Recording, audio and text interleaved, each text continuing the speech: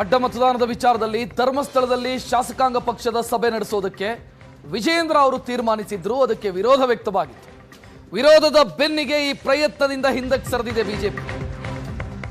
ಧರ್ಮಸ್ಥಳದಲ್ಲಿ ಶಾಸಕಾಂಗ ಪಕ್ಷದ ಸಭೆ ಮತ್ತು ಆಣೆ ಪ್ರಮಾಣ ಇದಿಲ್ಲ ಅಂತ ಆರ್ ಅಶೋಕ್ ಹೇಳಿದ.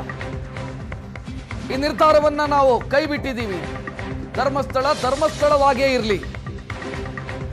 ನಮ್ಮ ರಾಜ್ಯಾಧ್ಯಕ್ಷರು ಆಣೆ ಪ್ರಮಾಣದ ಬಗ್ಗೆ ಅಭಿಪ್ರಾಯ ವ್ಯಕ್ತಪಡಿಸಿದ್ರು. ಹಲವು ನಾಯಕರು ಭಿನ್ನಾಭಿಪ್ರಾಯವನ್ನ ಪ್ರಸ್ತಾಪಿಸಿದ್ರು. ಈಗ ಆ ವಿಚಾರವನ್ನ ನಾವು ಕೈ ಬಿಟ್ಟಿದ್ದೀವಿ ಅಂತ ಆರ್ ಅಶೋಕ್ ಹೇಳಿದ್ದಾರೆ.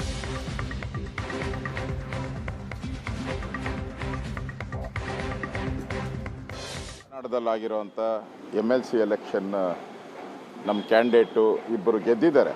ಆದರೂ ಗೆದ್ದರೂ ಕೂಡ ನಮ್ಮಲ್ಲಿ ಕ್ರಾಸ್ ವೋಟಿಂಗ್ ಆಗಿರೋದ್ರ ಬಗ್ಗೆ ನಮ್ಮ ರಾಷ್ಟ್ರೀಯ ಅಧ್ಯಕ್ಷರು ನಮ್ಮ ರಾಜ್ಯ ಅಧ್ಯಕ್ಷರ ಜೊತೆ ಚರ್ಚೆ ಮಾಡಿದ್ದಾರೆ.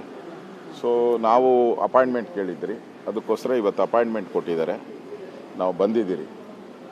ಆಮೇಲೆ ನಮ್ಮ ರಾಜ್ಯ ಅಧ್ಯಕ್ಷರು ನನಗೆ ಕಳೆದ 3-4 ದಿನದ ಹಿಂದೆ ಫೋನ್ ಮಾಡಿದರು.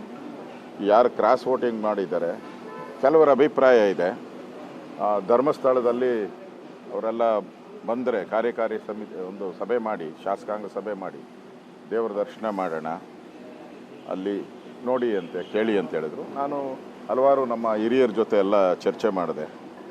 ಭಾಳಷ್ಟು ಜನ ಹಿರಿಯರ ಜೊತೆ ಎಲ್ಲ ಚರ್ಚೆ ಮಾಡಿದೆ. ಈ ಸಂದರ್ಭದಲ್ಲಿ ಧರ್ಮಸ್ಥಳವನ್ನು ರಾಜಕೀಯ ಕ್ಷೇತ್ರ ಮಾಡೋ ಅಂತ ಬೇಡ. ಪಾರ್ಟಿ ಒಳಗಡೆ ಏನಿದೆ ಅದನ್ನು ಇಲ್ಲೇ ಸಾಲ್ವ್ ಮಾಡೋಣ. ಇದೇನು ಹೊಸದಲ್ಲ, ಏನೋ ಹೊಸ ಆದಾಗ ಏನೋ ಕರ್ನಾಟಕದಲ್ಲಿ ನಡೆದಿದೆ ಅನ್ನೋದಲ್ಲ. ಇದು 16 ಬಾರಿ ಕರ್ನಾಟಕದಲ್ಲಿ ನಡೆದಿರೋವಂಥ ಘಟನೆಗಳಿದು. ನಮ್ಮ ಕ್ಯಾಂಡಿಡೇಟ್ ಗೆದ್ದಿರೋದು ಸಂತೋಷ, ಆದರೆ ಈ ಘಟನೆಗಳು ನಡೆದಿದೆ. ಆ ದೃಷ್ಟಿಯಿಂದ ನಾವು ಈಗ ಧರ್ಮಸ್ಥಳದ ಏನು ಶಾಸಕಾಂಗ ಸಭೆಯನ್ನು ನಾವು ಮಾಡಲ್ಲ ಅಲ್ಲಿ.